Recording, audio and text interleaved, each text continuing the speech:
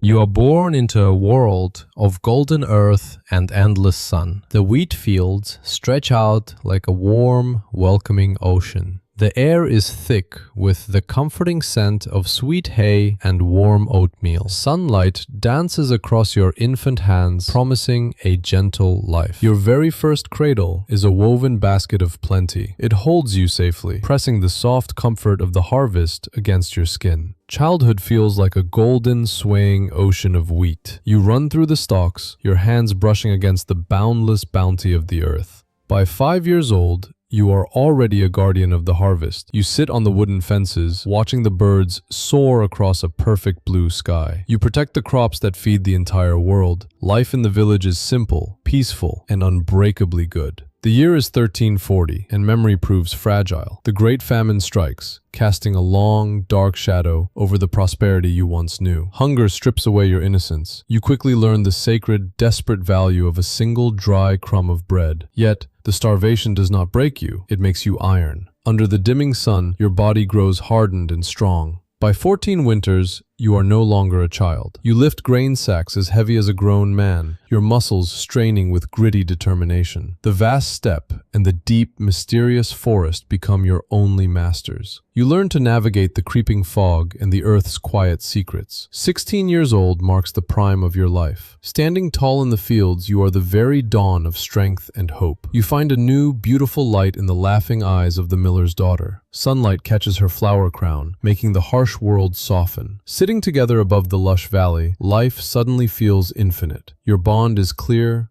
radiant, and entirely unbreakable. Then comes 1347, and eerie whispers arrive on a chilling wind. The grass withers to gray, and the very air feels wrong. A nameless sickness sweeps in from the east. It begins reaping men and women much faster than you ever reaped the wheat. No one in the village believes the terrifying rumors. That is, until the tattered, ominous merchant ships finally dock in the foggy harbor. The black rats are the very first to disembark. They scurry down the wet mooring ropes, their red eyes gleaming in the dark. These tiny, grotesque harbingers carry invisible death hidden deep within their fur. The doom of your world arrives on 4 small paws. The village priest is the first to fall. He collapses to the dirt, his throat swollen shut, his face turning a horrifying black. Desperate prayers quickly turn into agonizing groans. The once peaceful village entirely drowns in a chaotic wave of blinding panic. Your father rushes to bar the heavy wooden door. "Do not go out," he commands, his rough hands trembling against the iron bolt. But death does not bother to knock on the door. Its menacing shadow has already stretched across the floorboards of your home. Your mother is the first to leave you. She lies pale and sweating on the straw bed, the life slipping from her grasp. You helplessly watch the light permanently fade from her eyes.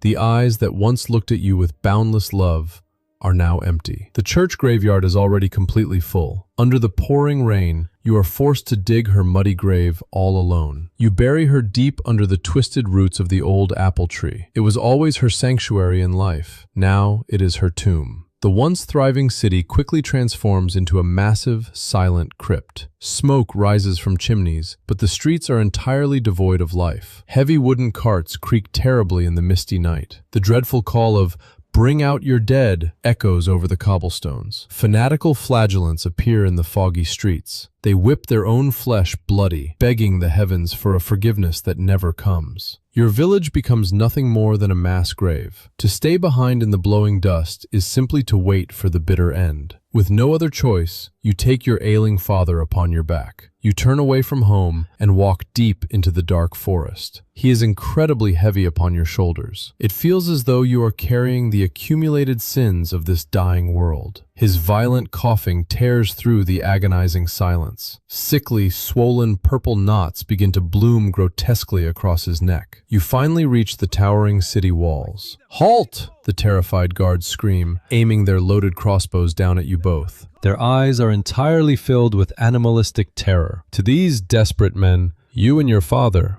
are the walking apocalypse. You collapse to your knees in the dry dust. Your father is delirious, and your frantic pleading falls on deaf, frightened ears. Then, a towering figure steps out from the deep shadows. A distinct, terrifying beak profile emerges into the dim light. It is a haunting silhouette that becomes instantly etched into your very soul. He stands backlit by the fog, an imposing lord of the plague. Is it a monstrous bird?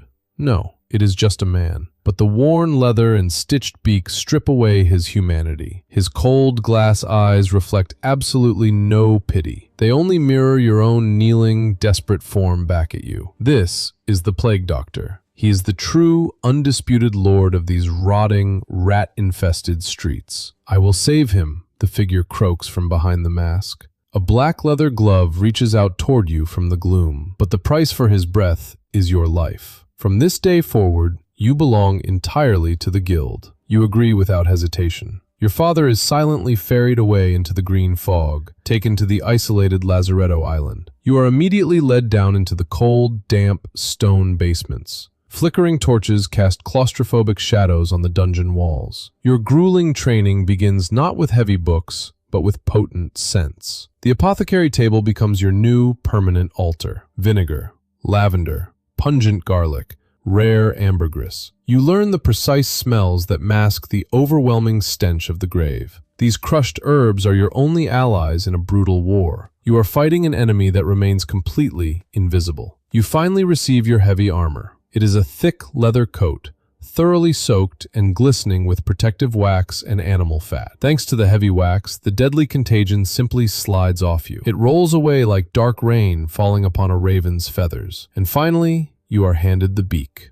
You hold the mask in your bare hands, staring into the face of your new existence. You carefully pack the hollow beak with the theriac. 50 different pungent herbs are stuffed inside to filter the cursed air. It is your single, fragile barrier between life and the overwhelming stench of death. You pull the leather straps tight, leaving your humanity behind. You step out for your very first patrol. The cobblestone streets are eerily empty, shrouded in an unnerving, heavy fog. There is nothing moving here save for the scurrying rats. Their long, distorted shadows dance mockingly across the brick walls. The sharp metal tip of your cane breaks the oppressive silence. It strikes the stone with a spark, announcing your dread arrival. With this cane, you check the pulses of the fallen. You use it to keep the contagious, desperate madmen safely at bay. You meticulously count the dead left rotting in the gutters. Your gloved hands quietly tally the grim score in a leather notebook. You step inside the opulent hall of a wealthy merchant. Gold tapestries still hang, but everything is coated in the dust of decay. Worldly gold means absolutely nothing in this room. Death is a collector that simply takes no earthly bribes. You find the wealthy family frozen in a final, tragic embrace. They are peaceful, horrific, and entirely equal in the eyes of the plague. Your only grim duty is to witness the tragedy. The glass lens of your mask silently reflects the quiet horror of the scene. You simply record their names on parchment. It is just another chaotic drop of ink on the Black Lady's endless tally. Sometimes, medicine fails, and you must cauterize the infection with fire. The red-hot branding iron glows furiously in the suffocating dark. The agonizing screams of your patients are drowned out by the giant church bells. Through it all,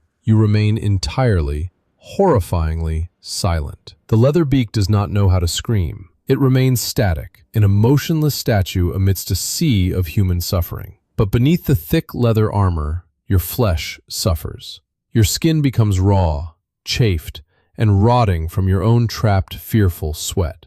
Trapped in this dark duty, you slowly forget the very face of the sun. Only a single, dusty beam of light pierces your isolated world. Then, one day, you find him in the endless rows of the Lazaretto. You walk down the hazy, sickness-choked aisle of the massive hall. It is your father. He is alive, but his glassy, feverish eyes are already staring out into the cold void of eternity. You desperately use every single trick you have learned. You deploy herbs, burning vinegar, frantic prayers, and cold surgical steel. But death proves to be an incredibly jealous bride. Her dark shadow slowly passes over your father's aged, tired face. She absolutely does not return what is rightfully hers. You are left staring at an empty hospital cot and heavily rumpled sheets. The grueling years pass like pages in the wind. The terrible plague recedes into memory, only to violently return again. You slowly transform into a living legend. To the innocent street children,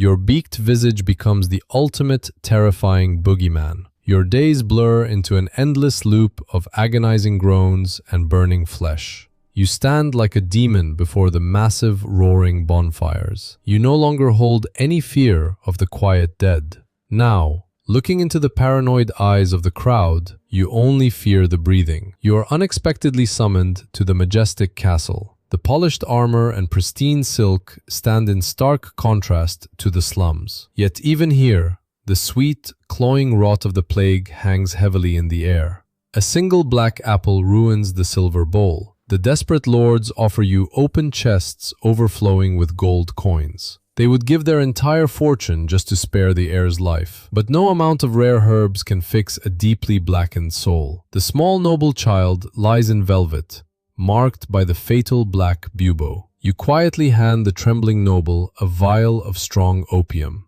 Painless mercy is the absolute only cure you have left to offer. Driven by blind panic, the city council angrily orders the burn. They slam their fists on the table, demanding fire to cleanse the demon. Entire city blocks are instantly engulfed in a roaring orange inferno. The apocalyptic night sky is choked with thick, black smoke. You stand alone on a distant hill, the wind flapping your heavy coat. You stoically watch the desperate city burn itself to ash. The disease-carrying rats finally die in the heat. But the flames also consume the irreplaceable history and knowledge of generations. Driven by purpose, you quietly begin to steal the leather-bound books. You hide them beneath your coat to save humanity's fragile knowledge. You establish a secret laboratory in the vaulted basement of an abandoned church. Glass tubes bubble and strange liquids glow in the dark. There are absolutely no holy crosses found here. In this hidden sanctuary, you rely exclusively on cold logic and sharp steel. You begin to dissect the bodies of the fallen. It is a grim, lantern-lit science strictly and violently forbidden by God. You realize you can never defeat this invisible enemy if you do not know his face. Your sketchbook fills with dark, intricate anatomy. A sudden, violent knock shakes your heavy door. It is not the desperate sick. It is the torches of the Holy Inquisition. To the fanatically blind, any form of hidden knowledge is considered witchcraft. The angry, red-robed inquisitors have come for your head. You narrowly escape their wrath by splashing into the sprawling sewers. With your lantern swinging wildly, you flee into the forgotten darkness. Your entire world is now reduced to damp darkness, silence, and endless bones. The catacomb walls stare back at you with hollow eyes. In the deep underground, you discover the city's outcasts. Thieves, terrified orphans, and forgotten lepers huddle together around a small fire. Down in the darkness, you slowly become their living god. You kneel in the dirt, tenderly cleaning the horrific wounds of the lepers. A simple bar of rough soap and a bucket of clear water become holy relics. You bring absolute miracles to the deeply forgotten. A brutal winter unexpectedly strikes the city. The freezing, dagger-like icicles end up killing even more people than the raging fever. The devastating cold is absolute and completely unyielding. Small birds fall dead from the pristine sky, frozen solid mid-flight. Eventually, you fall violently ill. It is not the dreaded plague that claims you, but total, bone-deep exhaustion catching up. You curl up on the cold stones, too weak to move. You are terrified to take off the mask, hiding your vulnerable face from the dark. Spring of 1349 marks the absolute peak of the nightmare. The sluggish river is entirely choked with the bodies of the countless fallen. Despair drives the survivors to pure madness. Brides and grooms hold a surreal black wedding right in the middle of the corpse-filled streets. A crazed, fanatical prophet violently rises to power. Spitting rage, he stands on a crate and publicly blames the women for the curse. A brutal witch hunt immediately begins in the muddy streets. Thugs drag an innocent woman by her hair, but you firmly step in their path. She is absolutely no witch, just a simple herbalist. You look into her bruised face and see a defiant, highly intelligent kindred spirit. In a rare moment, she sees your bare, heavily scarred face. She does not flinch in terror. Instead, she looks at you with profound tenderness. But true happiness is nothing more than a fleeting spark. By the time the cold dawn light breaks, she dies quietly holding your hand. The fragile, hopeful man inside you dies alongside her. You pull the glass-eyed mask back on, letting your battered soul permanently harden into stone.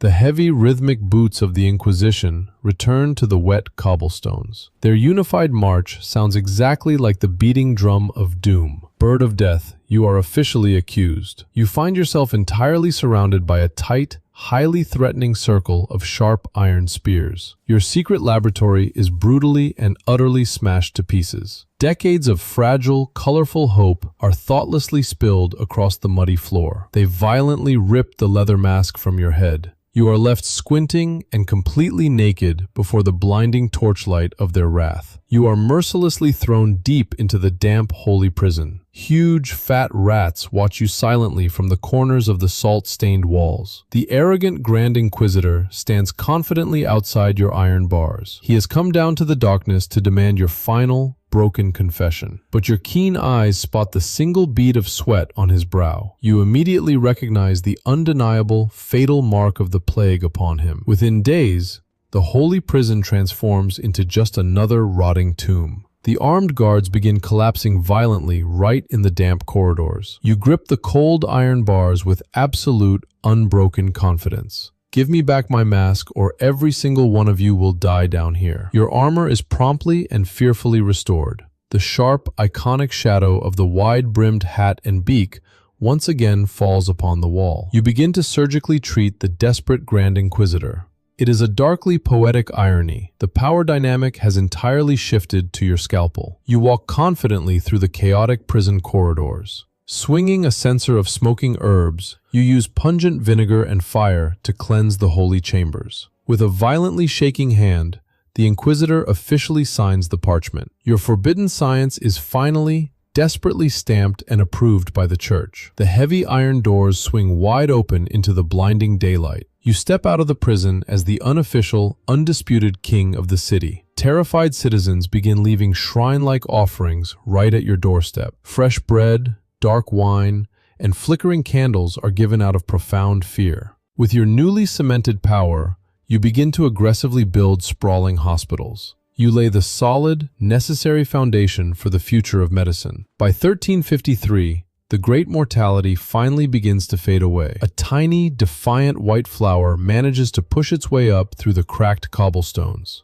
The remaining survivors stand visibly taller and infinitely stronger in the golden fields. The brutal trial has fundamentally and permanently changed the entire world. But for you, the victory is entirely isolating. As you walk through the happy crowd, the people part in fear. You are the living reminder of the nightmare. In the end, simple old age comes to take what the plague never could. Your spotted, frail hands begin to violently tremble as you hold your cup.